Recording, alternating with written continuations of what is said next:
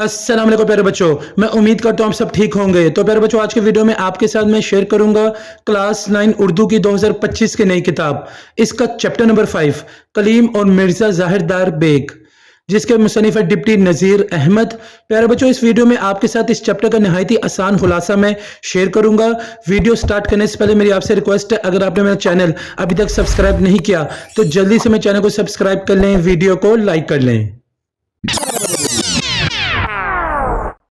तो प्यारे बच्चों, इस वीडियो में आपके साथ इस चैप्टर का नहायत ही आसान खुलासा मैं शेयर करूंगा और साथ में इस चैप्टर के जो मुसन्निफ है डिप्टी नज़ीर अहमद, उनका तारुफ भी आपको पढ़कर समझाऊंगा, बताऊंगा और मोस्ट इंपॉर्टेंट लाइंस है वो भी बताऊंगा जो बोर्ड में एमसीक्यूज और शॉर्ट क्वेश्चन आंसर्स में आ सकती हैं। तो पहले बात करते हैं खुलासे की। तो प्यारे बच्चों, खुलासा जो मैंने आपके लिए आसानी कर दी है। खुलासे में मैंने आपके लिए मैंने पैराग्राफ्स की शक्ल में लिखा है ताकि आपको याद करने में आसानी हो।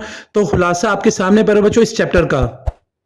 तो प्यारे बच्चों, यह है इस चैप्टर का खुलासा। पैराग्राफ नंबर 1, तौबातुल नसू का ये इक्तबास दो किरदारों कलीम और मिर्जा दार बेग के दरमियान होने वाले वाकयात को बयान करता है, जिनमें नसू के बड़े बेटे कलीम की बदआमालियों और उसके दोस्त मिर्जा जाहिरदार बेग के झूठ और मक्कारी को नुमाया किया गया है।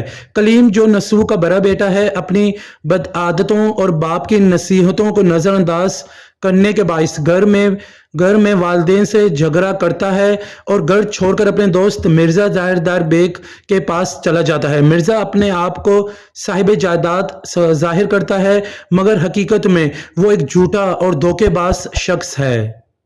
पैराग्राफ नंबर 2, खुलासा का पैरा बच्चों आपके सामने है। कलीम रात के वक्त मिर्जा के महलनुमा मकान पर पहुंचता है, लेकिन वहां की नौकरानियां ये जाहिर करती हैं कि मिर्जा किसी कीमती मकान में नहीं बल्कि एक छोटे से टूटे फूटे मकान में रहता है। मिर्जा कलीम को देखकर झूठी कहानियां सुनाता है कि वो जमादार साहिब का वारिस है और लोग उसकी जायदाद में रहना डाल रहे हैं, हालांकि हकीकत में उसके पास कुछ भी नहीं। मिर्जा की चर्ब जुबानी और धोखाधही के बाइस कलीम को एक पुरानी खस्ता हाल और वीरान मस्जिद में ठहरना पड़ता है, जहां चमगादड़ों के शोर और मिट्टी से अटी हुई जगह पर उसे रात गुजारनी पड़ती है। मिर्जा खाने के लिए चने लाकर अपनी चर्ब जुबानी उसकी खूबियां बयान करता है, लेकिन कलीम की भूख मिटाने के लिए वो नाकाफी होते हैं। सुबह होने पर कलीम को यह पता चलता है कि मिर्जा उसकी भेजी हुई तरी और तकिया समेत दीगर चीजें गायब कर दी हैं। मस्जिद से निकलकर कलीम मिर्जा के घर पहुंचता है तो वहां मिर्जा गायब होता है और अहले खाना उससे चीजों की वापसी का तकाजा करते हैं। आखिरकार कलीम के हालात इतने खराब हो जाते हैं कि मोहल्ले के लोग उसे चोर समझकर कोतवाल के हवाले कर देते हैं। तो प्यारे बच्चों, यहां तक आपका दूसरा पैराग्राफ कंप्लीट हो गया खुलासा का। अब बात करते हैं प्यारे बच्चों मुसन्निफ के तारुफ की। तो मैंने आपको कहा था मुसन्निफ का तारुफ भी प्यारे बच्चों इस वीडियो में आपके साथ शेयर करूंगा और आपको बताऊंगा भी कि कौन सी मोस्ट इंपॉर्टेंट लाइन्स हैं जो कि बोर्ड में एमसीक्यूज और शॉर्ट क्वेश्चन आंसर्स में आपको पूछी जा सकती हैं।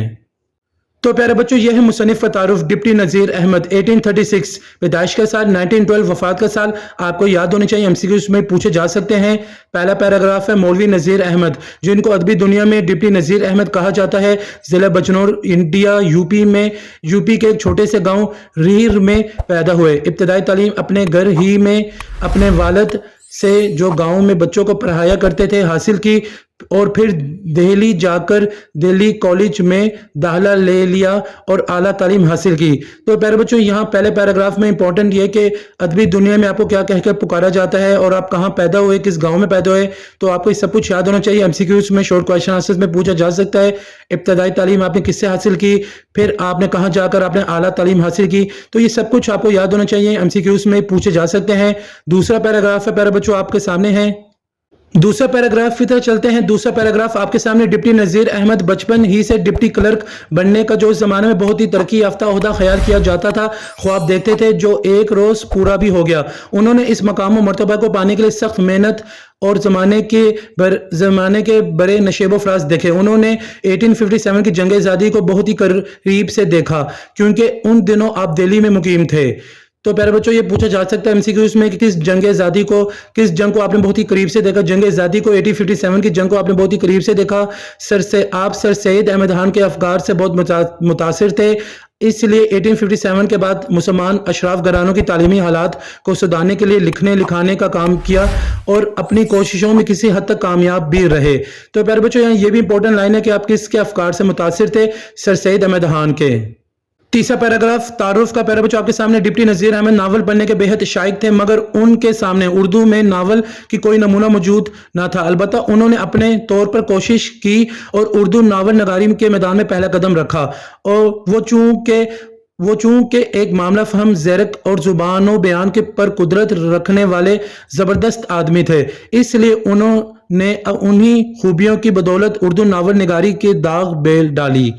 انہوں نے متعدد و اصلاحی ناول لکھے۔ یہاں سے پیارے بچوں آپ کے جو ناول ہیں ان کے نام سٹارٹ ہوتے ہیں، جن میں مرات العروس، بنات النعش، اس کے بعد توبۃ النصوح، فسانہ مبتلا، ابن الوقت، روایہ صدقہ اور ایامہ شامل ہیں، جو تمام کے تمام اصلاحی ناول ہیں، جن کے کرداروں کے ذریعے خاص طور پر اچھائی یا برائی کا فرق اور مسلمان اشراف گھرانوں کی عورتوں کی بیرونی زندگی کے عکس بندی اور ان کی اصلاح کی کوشش کی گئی ہے۔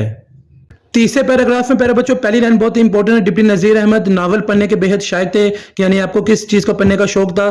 پھر اس کے بعد آپ کے جو اصلاحی ناول کے نام ہے آپ کو وہ بھی آنے چاہیے، MCQs میں پوچھے جا سکتے ہیں۔ اس کے علاوہ پیارے بچوں اب چلتے ہیں لاسٹ پیراگراف کی طرف، تعارف کے، جو ہم ڈپٹی نذیر احمد کا تعارف ہے۔ شامل کتاب اقتباس کلیم اور مرزا ظاہر دار بیگ، ان کے ناول توبۃ النصوح سے مستعار ہے۔ ناول کے اس حصے میں خاندان کے سربراہ نصوح کے بڑے بیٹے کلیم کا ذکر ہے، جو اپنے وقت کے معروف شاعر ہیں مگر اپنے حال میں مست رہتا تھا، اور تمسخر کے انداز میں اس کے دوست مرزا ظاہر دار بیگ کا بیان ہے، جس کا ظاہر اس کے باطن سے قطعی مختلف تھا۔ تو پیارے بچوں یہ تھا ڈپٹی نذیر احمد جو کہ مصنف ہیں اس چیپٹر کے، ان کا تعارف جو میں نے آپ کو پڑھ کر سنا دیا، کچھ لائنز بھی میں نے آپ کو بتائی ہیں۔ اب آپ جیسے کہ دیکھ سکتے ہیں پیارے بچوں کچھ لائنز آپ کو نظر آ رہی ہوں گی، یہ موسٹ امپورٹنٹ لائنز ہیں، MCQs اور شارٹ کوسچن آنسر کے پوائنٹ آف ویوز ہیں۔ آپ نے ان لائنز کو تو اچھی طریقے سے یاد کر کے جانا ہے، یہ MCQs اور شارٹ کوسچن آنسرز میں پوچھی جا سکتی ہیں۔ تو پیارے بچوں پہلے دو پیراگراف خلاصے کے وہ میں نے آپ سے شیئر کر دیے تھے، یہ ہے تیسرا پیراگراف خلاصہ کا۔ کوتوال کے سامنے کلیم اپنی شناخت کروانے کی کوشش کرتا ہے، لیکن اس کے حلیے کے باعث کسی کو اس کی باتوں پر یقین نہیں آتا۔ کوتوال اس کے والد نصوح کو بلوانے کا حکم دیتا ہے کہ کلیم کی شناخت کی تصدیق ہو سکے۔ پیراگراف نمبر 4 جو کہ لاسٹ پیراگراف ہے خلاصہ کا، اس کہانی کے ذریعے یہ دکھایا گیا ہے کہ والدین کی نافرمانی اور بری صحبت کا انجام کس طرح ذلت اور خواری کا باعث بنتا ہے۔ کلیم کی حالت عبرت کا نمونہ ہے، جو اپنی غلطیوں سے سبق حاصل نہیں کرتا اور انجام کار شرمندگی کا باعث شرمندگی کا سامنا کرتا ہے۔ مرزا ظاہر دار بیگ کے کردار سے جھوٹ، فریب اور دھوکہ دہی کے منفی اثرات کو واضح کیا گیا ہے، جو نہ صرف خود کو نقصان پہنچاتے ہیں بلکہ دوسروں کی زندگی بھی متاثر کرتے ہیں۔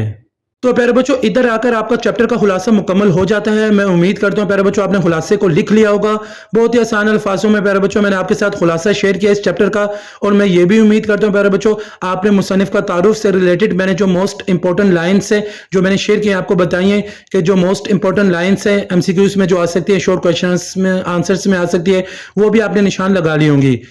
تو پیارے بچوں میں امید کرتا ہوں آپ کو آج کی ویڈیو بہت ہی پسند آئی ہوگی۔ اگر آپ کو آج کی ویڈیو پسند آئی تو آپ اسے لائک کریں، میرے چینل کو سبسکرائب کریں، ہو سکے اس ویڈیو کو زیادہ سے زیادہ اپنے دوستوں کے ساتھ شیئر بھی کر دیں تاکہ سب کا فائدہ ہو جائے۔ مجھے سر حسن شبیر کو اجازت دیں، اپنی دعاؤں میں مجھے یاد رکھیے گا۔ جزاک اللہ۔